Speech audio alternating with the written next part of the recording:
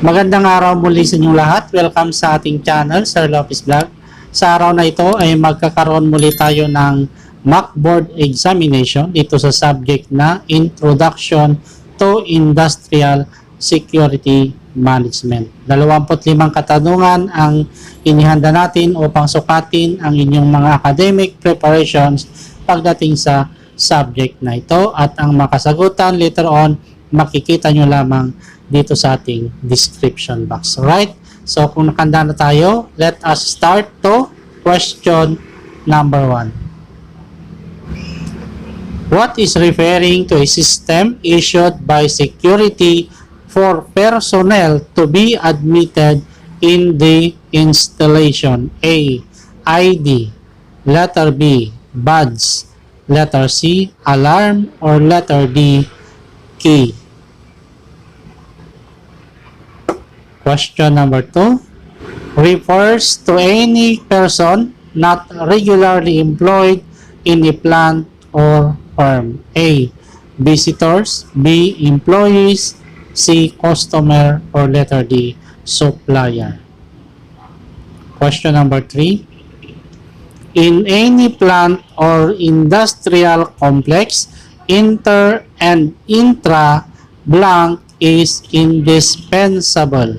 So what is the missing word in the sentence? Letter A, access. Letter B, communications. Letter C, identification. Or letter D, none of the above. Number 4, operation of intrusion alarm system, whereby this system uses a photoelectric cell or the electric eye, which operates on the principles of light rays. A. Breaking a electric circuit or breaking an electric circuit. Letter B. Interruption of a light beam. Letter C. Detection of sound and vibration. Or letter D. Energy generated system. Number 5. The disadvantages of this alarm operation system is that they can be bypassed by crawling underneath or climbing over it. A. Breaking an electric circuit. Letter B. Interruption of a light beam. Letter C. Detection of sound and vibration. Or letter D. Energy generated system. Number 6, they are designed to detect and not to prevent criminal acts and should be used normally as an adjunct and not a replacement of the human guard forces. A. Intrusion alarm devices. Letter B. Protective lock. Letter C. Protective lighting. Or letter D. Security barriers. Number 7. Wala yatang number 7. Okay, let's proceed to number 8. Okay, wala tayong number 7. A visual or audible signaling device which initiates conditions of associated circuits. A. Communicator. Letter B. Aural signal. Letter C. Annunciator. Or letter D. Visual signal. Okay, let's proceed to number 9. Designed to alert security personnel to consummated or attempted intrusions into an area, building, or compound. A. Alarm system. B. Communication system. Letter C. Lighting system. Or letter D. Security barriers. Number 10. Alarms are also used for fire, smoke, or other emergencies and presence of other hazards. A. True.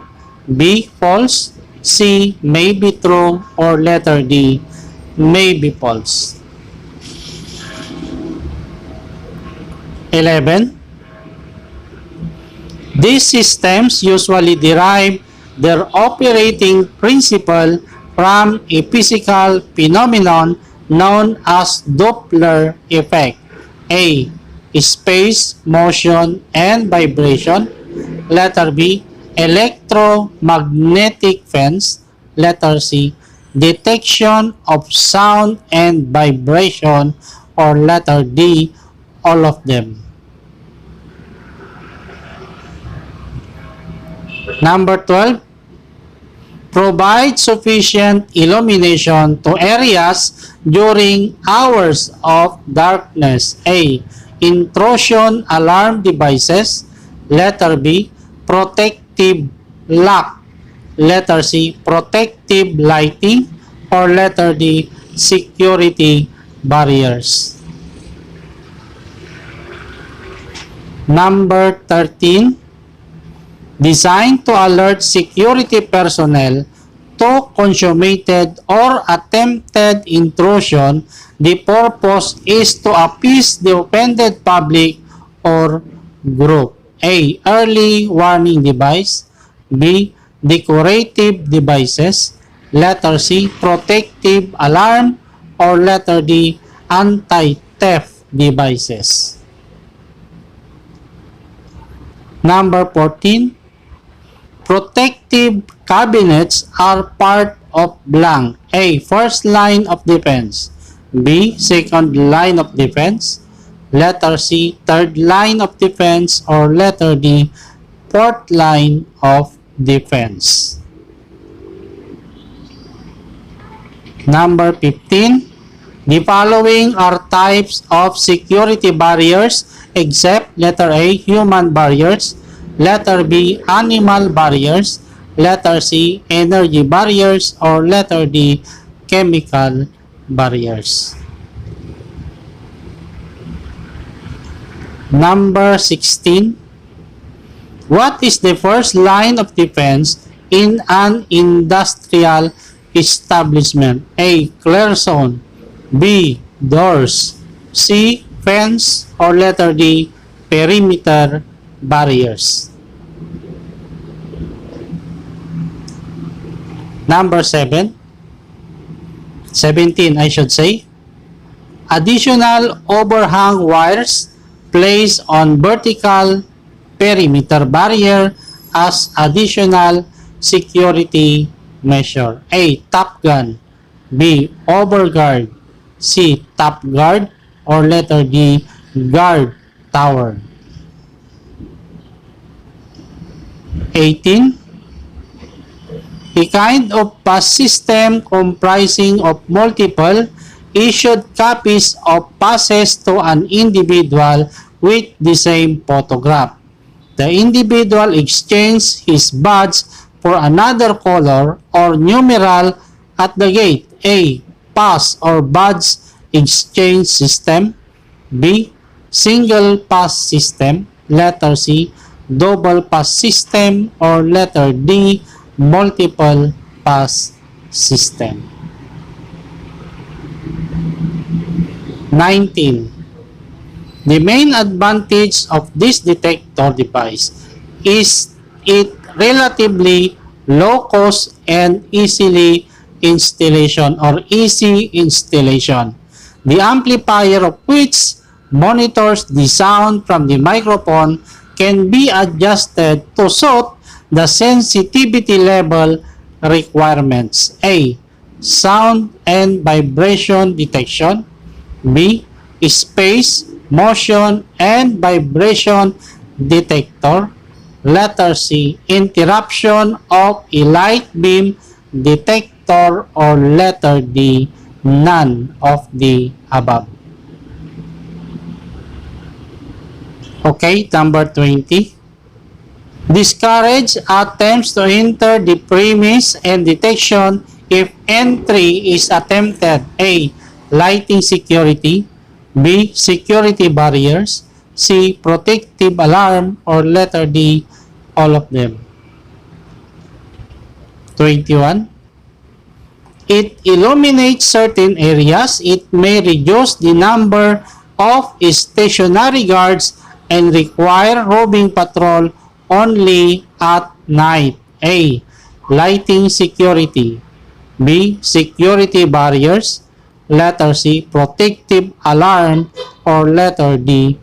All of them. Next is 22.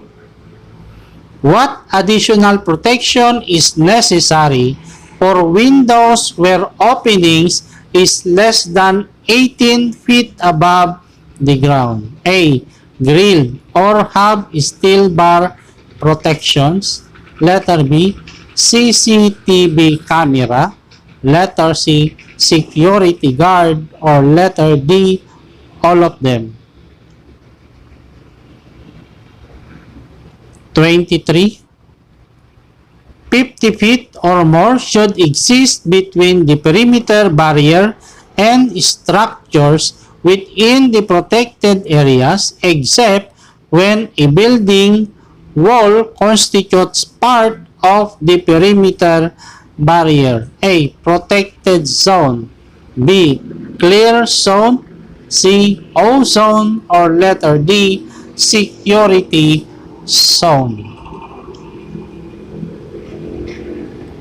24. Are house-like structure above the perimeter barriers. It gives a psychological effect to violators. A. Top guard.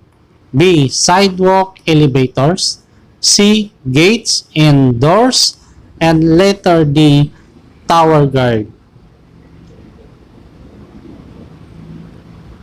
Next is 25. Last question na tayo.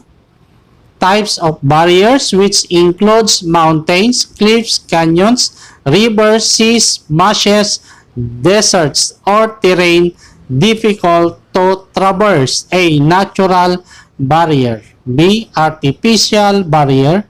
Letter C. Synthetic barrier. Or letter D. Man-made barrier. So natapos na natin ang ating self-evaluation sa subject na ito. Submit your answer using the link na makikita sa ating description box. Okay, so hanggang sa muli, maraming salamat. See you again next meeting.